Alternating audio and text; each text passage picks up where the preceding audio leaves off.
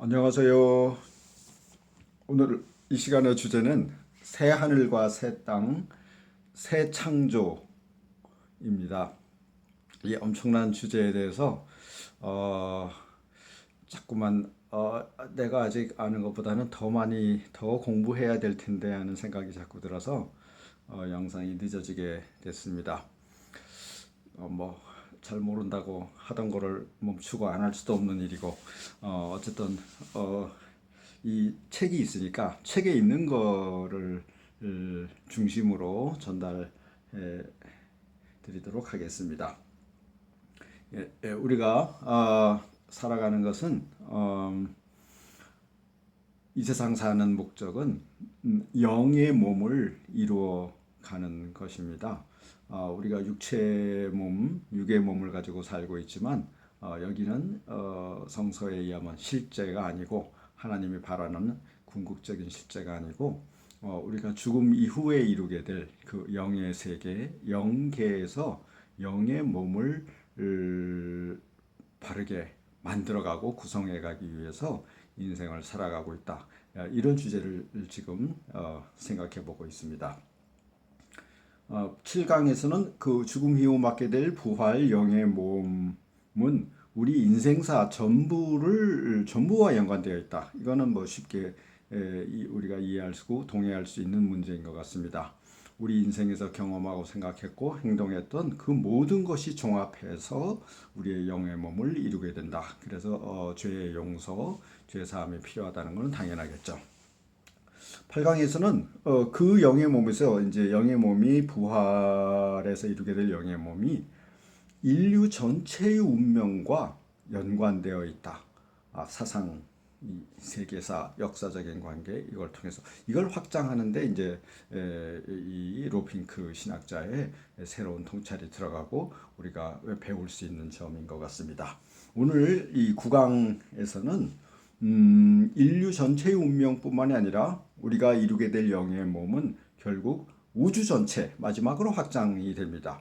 우주 전체와 직접 연관이 되어 있다라는 것까지 그래서 새 창조, 새 하늘과 새 땅 이것이 우리 개인의 영의 부활, 몸의 부활과 연관되어 있다는 것입니다. 예수님과 함께 시작된 죽은 자들의 부활에서는 인간만이 아니라 온 우주가 나 개인의 운명뿐만이 아니라 우주 전체가 그 목적지에 도달한다라는 주제로 이 단락을 시작합니다. 그 다음에 인간과 우주의 그 뗄 수 없는 불가분성에 대해서 여러 가지 얘기를 드는데 자연과학의 얘기도 들고 또 창세기의 창조기사 해와 달과 별을 하나님이 인간과 함께 지으셨고 그 다음에 구약 성경에서 마지막으로 중요한 것은 요한계시록에도 나오지만 온 우주가 함께 합창으로 하나님을 찬양한다라는 그 구절에서 온 우주가 함께 하나님을 찬양하는 그 거대한 계시록 5장 4장 5장인가요? 거기서 칼바르트가 엄청나게 주석을 해놓은 그 대목에서 함께 점점 더 큰 합창을 이루어가면서 합창이라는 건 조화를 뜻하겠죠. 조화를 이루면서 하나님을 한 목소리로 찬양하게 된다면 우리 개인의 부활의 사건과 우주 전체가 목적의 하나님 찬양이라는 목적에 도달하는 사건이 분리될 수 없다라는 것은 당연하겠죠. 여기서 로핑크는 분자 진화론, 빅뱅 이런 걸 들었는데 이건 저로서는 별로 재미가 없는 얘기이고 한 가지 이 흥미로운 사례를 들자면 우리 몸을 구성하는 그 중금속 철 Fe인가요? 그 이 철보다 무거운 중금속은 이 태양계 안에서 만들어질 수 없다는 것입니다. 이것이 저 중고등학교 교과서에 나와 있더라고요. 중고등학생들은 배우는데 그 의미를 아직 자세히 모르겠죠. 그럼 어디서 만들어졌냐면 어느 아득한 옛날 저 태양보다 엄청나게 무거운 초신성이 그 생명을 다하고 이제 죽음의 순간에 별의 죽음의 순간이죠. 폭발하면서 그 폭발 압력과 온도에 의해서 만들어진 것이 중금속이라는 것입니다. 그래서 중세 시대 철공 대장장이들이 금을 만들어 보려고 막 어떻게 하면 금을 만들어낼 수 있을까? 근데 오늘 과학이 밝혀주었죠. 금이라는 건 태양계 안에서는 태양 정도의 태양의 중심 온도 정도에서는 만들어질 수 있는 것이 아니라는 것입니다. 태양보다 엄청나게 큰 그런 다른 거대한 별에서 그 별이 생명을 다하고 그나마 마지막 죽은 폭발하는 초신성으로 폭발하는 순간 그 거대한 압력과 온도가 있어야 철보다 무거운 특히 금 같은 그런 금속이 만들어질 수 있다는 거죠. 이 전화기나 우리 몸 속에서도 그런 중금속 성분이 필요한 그런 성분이 있죠. 뭐 그걸 보면 우리가 태양계 너무 다른 아득한 우주와 직접 연관되어 있다라는 것이 팩트죠. 예. 그래서 연관되어 있는데 거기서 뭐가 중요하냐면 그 연관성이 이 성서에 의하면 뭐 이제 죄로 인해 깨어져 있다. 이건 이제 뭐 다 아시는 얘기죠. 피조물과 인간이 하나가 되어야 되는데 그러나 인간이 창조 질서를 거슬러 행동하면서 이스라엘 예언자들의 예가 나옵니다. 사회적 혼돈이 나오면서 그 다음에 구약 성경은 사회적 혼돈을 자연의 혼돈과 연결시켜 그 결과로 설명하고 있다. 인간이 죄를 지었기 때문에 포도나무는 생기를 잃고 포도주는 마르고 즉 여러 가지 자연 재앙이 일어나고 있다라고 말하고 그 다음에 로마서 8장에서 모든 피조물이 다 탄식하고 부르짖고 있다 등등 설명을 합니다. 인간과 환경세계, 인간과 우주가 연관되어 있다는 데까지 이제 설명이 갔습니다. 여기까지는 문제가 없는데 그 다음 이제 그 탄식하는 우주 피조물, 허무에 빠진 피조물이 하나님의 아들들의 하나님의 자녀들의 아들과 딸들의 나타남을 기다린다라고 맺고 있죠. 로마서 8장 23절, 29절. 예. 그런데 여기서 로핑크는 그 하나님의 아들들의 나타남, 하나님의 자녀들의 나타남이 이 부활 사건이라고 해석하고 있습니다. 우리가 살아있을 때 육에 몸에 있을 때 어디서 공간에서 나타나기는 어렵겠죠. 죽음의 순간에서 우리가 인생을 통해서 인류 운명 전체와 함께 연대감을 느끼면서 이 온 우주의 아픔을 함께 느끼면서 이루어낸 그 영의 몸이 하나님의 아들들의 하나님의 자녀들의 나타납니다.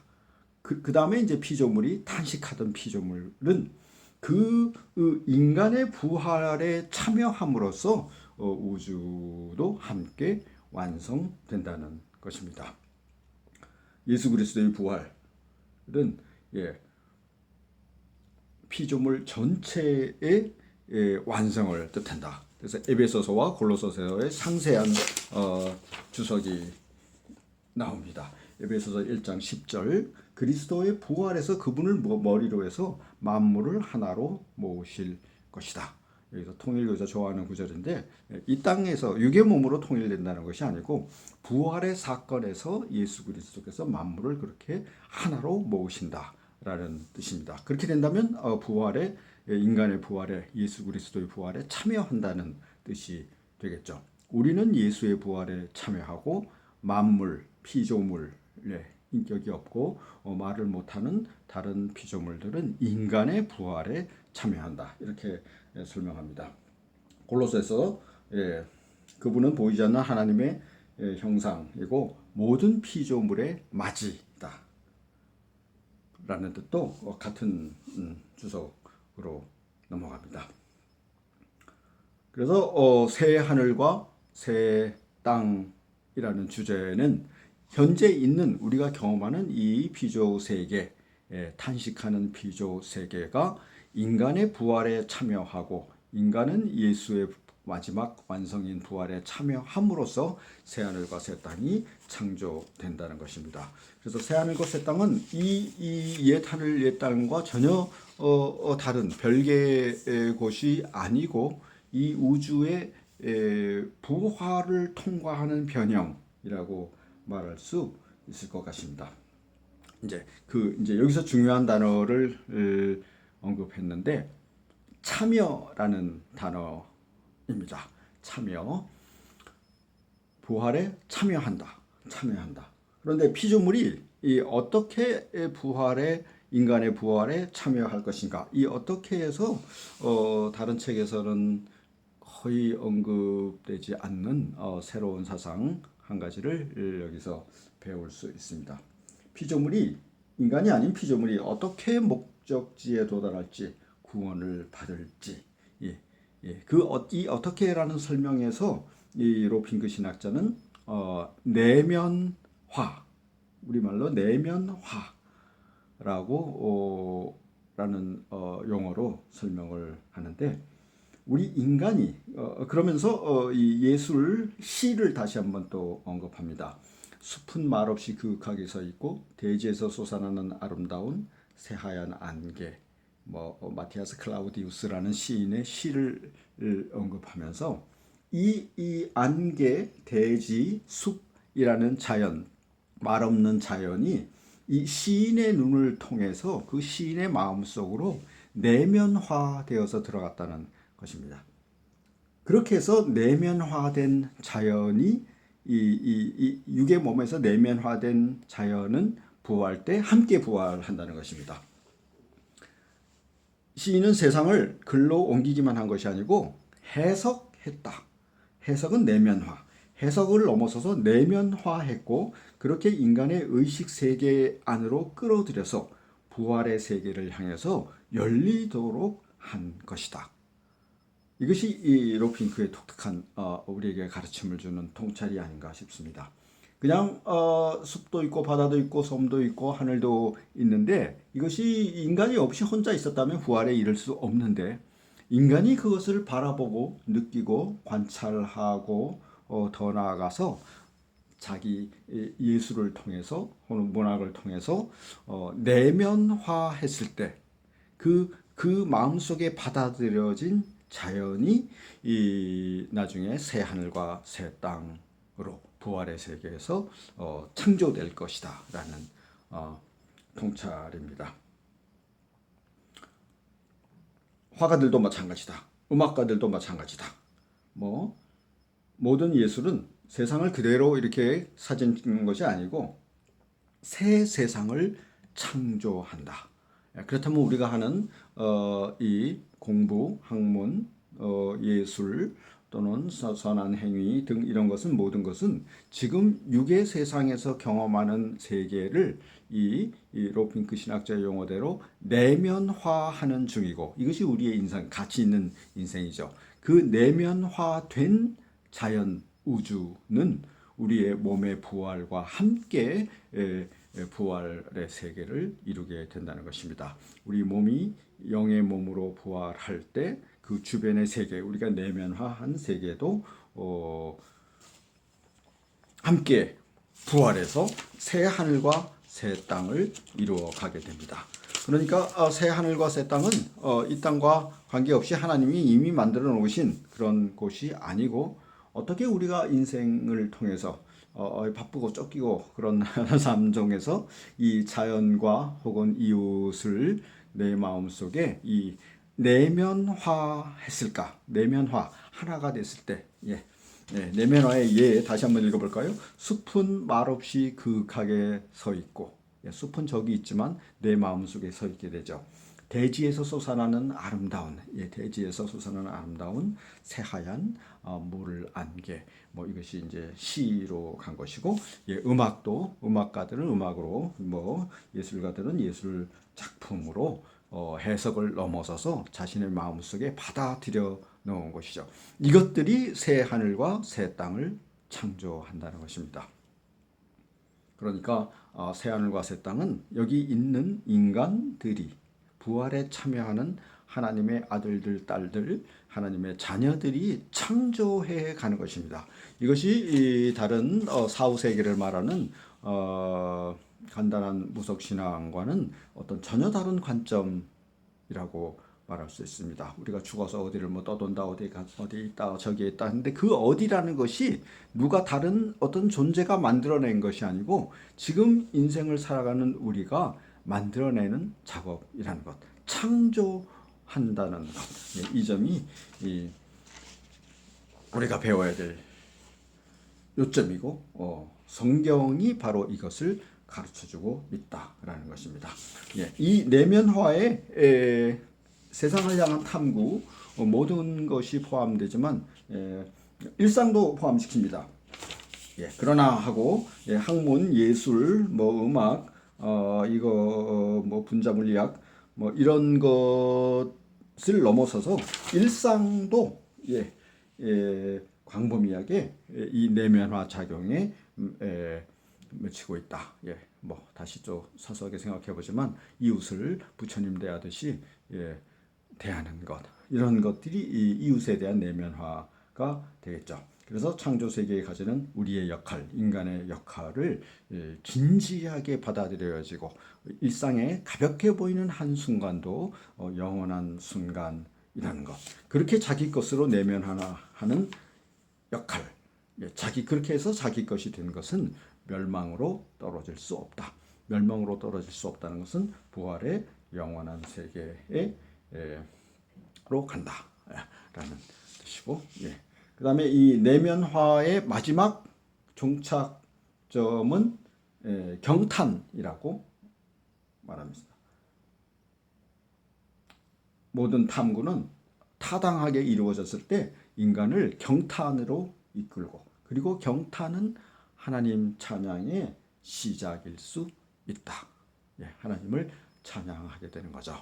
저는 가끔 이 밀물과 썰물이 어떻게 이렇게 정확하게 시간을 지켜서 이 거대한 질서를 이루면서 한치의 오차도 없이 우리가 알지 못하지만 40억 년 동안 반복되어 왔다고 하나요? 조선 시대에도 있었고 신라 시대에도 이 밀물과 썰물이 있었다는 그런 질서에 대해서 가끔 경탄을 하고 이 질서를 이 물질 세계에서 물질을 유지시키는 질서를 만드신 창조자 하나님에 대해서 놀라고 또 찬양합니다.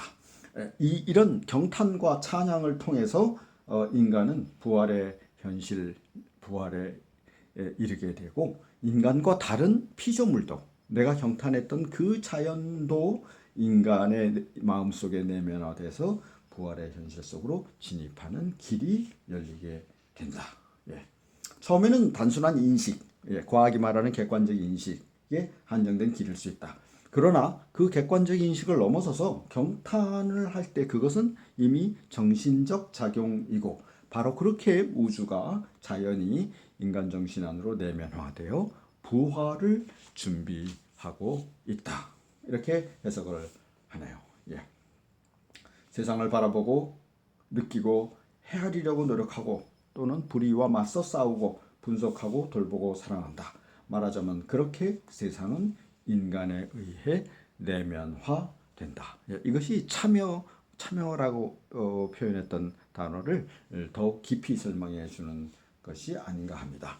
이 내면화가 부활의 단서, 자연과 우주의 부활의 단서이고 이 인간의 정신 세계, 정신 안으로 마음 안으로 내면화된 세계가 결국은 새 하늘과 새 땅을 이루게 된다는 것이 이 아홉째 소달락의 주제였습니다.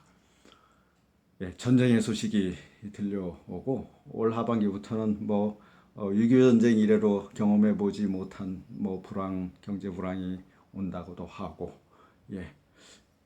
핵전쟁이 우리 이 땅에서 일어날 가능성이 아주 없다고 말할 수도 없는 이런 상황에서 우리가 무엇을 해야 하는가. 개인은 무력하게 보이지만 그러나 제가 느끼기에는 가장 강력한 이 혼란의 대응은 우리가 이 세계, 육의 세계를 넘어선 영의 세계를 바라보고 그 세계를 향한 소망, 믿음, 그리고 그 세계를 향한 열정을 더 키워나가는 것. 우리의 의식을 수준을 높여가고 그 높은 세계에 맞춰서 땅을 한 사람 한 사람 살아가게 된다면 그런 정신작용이 모여서 타락이 자연세계를 황폐화시키고 전쟁을 불러왔던 것처럼 영원한 소망을 바라는 몇 사람의 기도가 오히려 핵전쟁을 막고 많은 사람이 스스로 목숨을 끊는 그런 비극적인 경제 불황을 또 막지는 못한다 해도 규모를 축소시켜주고 힘을 합쳐서 극복해 갈 수 있는 단서가 되지 않을까, 뭐 이런 좀 황당한 생각을 해봤습니다. 여러분에게 도움이 되었으면 합니다. 마지막 문장, 물질 세계의 수렴은 참여의 원칙에 기초한다. 이 원칙 없이는 부활 자체를 생각할 수 없다. 물질 세계가 인간의 참여한, 인간이 아닌 세계는 인간의 부활에 참여함으로써 그 부활의 몫을 받는다. 그 세계를 자기의 것으로 인간이 내면화했기 때문이다. 또 인간은 결정적으로 자신이 내면화한 모든 것과 함께 그리스도의 부활에 참여함으로써 자신의 몫을 받는다. 이 참여는 13번째 마지막 강의 주제일 것입니다. 이렇게 해서 오늘의 주제는 새 하늘과 새 땅, 부활 이후 우리가 바라보는 영의 몸이 살아가게 될 그 새 하늘과 새 땅은 우리가 여기서 내면화라는 이 용어를 통해서 창조해 나가는 과정이다라고 말씀드릴 수 있습니다. 새 하늘과 새 땅을, 이 땅과 이 하늘을 바라보며 창조해 나가는 여러분 되시기를 바랍니다. 고맙습니다.